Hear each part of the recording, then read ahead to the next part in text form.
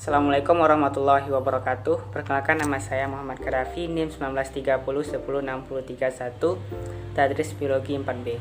Pada kesempatan kali ini saya akan menjelaskan mata kuliah embriologi materi tentang fertilisasi.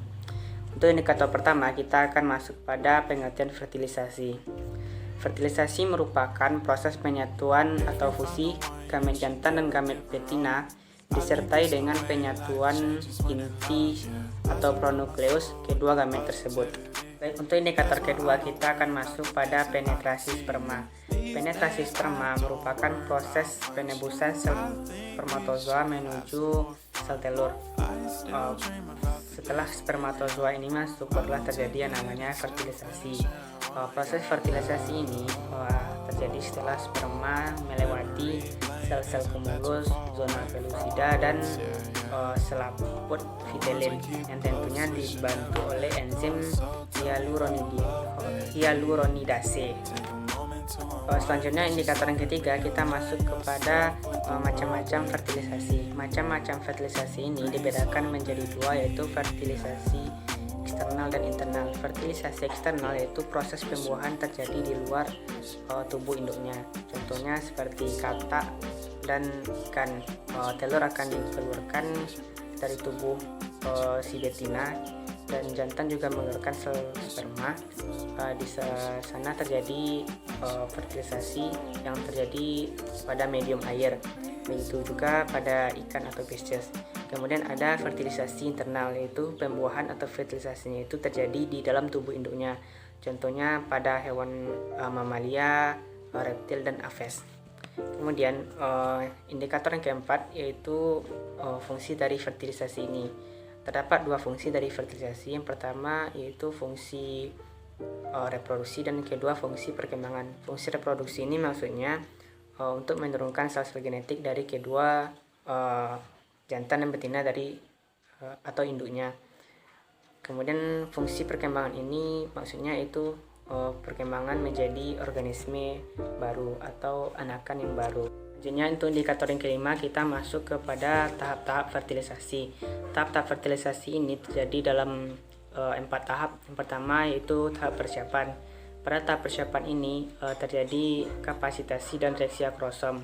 Kapasitasi ini merupakan serangkaian proses seluler dan perubahan fisiologis pada spermatozoa agar bisa atau memiliki kemampuan untuk membuahi sel telur.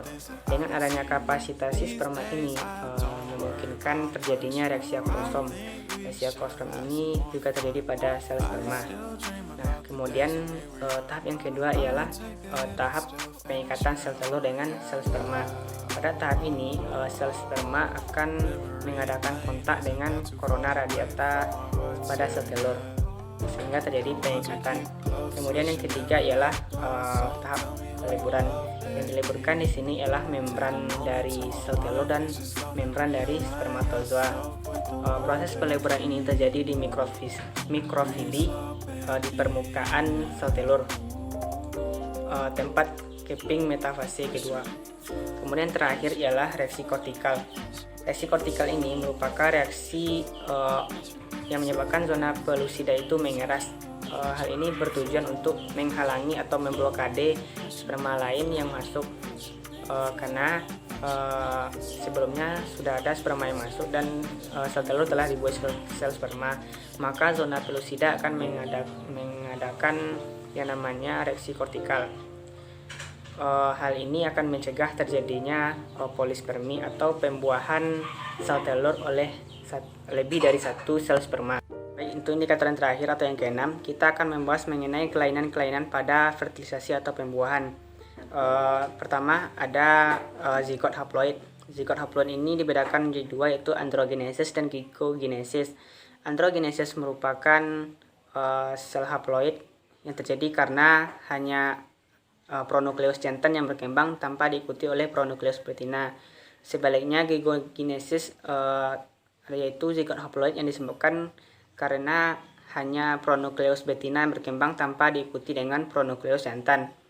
Kemudian ada kelainan zigot poliploidi. Zigot poliploidi ini dibedakan menjadi dua, yaitu polispermi dan Kardiokinesis. Polispermi merupakan satu sel telur itu dibuahi oleh lebih dari satu sel sperma, 2 atau 3 selanjutnya. Kemudian ada kardiokinesis, yaitu sel telur itu memiliki lebih dari satu inti atau 2, 3, 4 inti. Dan yang terakhir yaitu embrio parthenogenesis. Embrio parthenogenesis ini merupakan embrio yang terbentuk tanpa ada sedikit pun peranan dari spermatozoa. Contohnya itu ada pada hewan invertebrata seperti lebah dan semut. Nah, demikianlah materi tentang fertilisasi dari saya. Mohon maaf jika ada salah. Semoga bermanfaat. Assalamualaikum warahmatullahi wabarakatuh.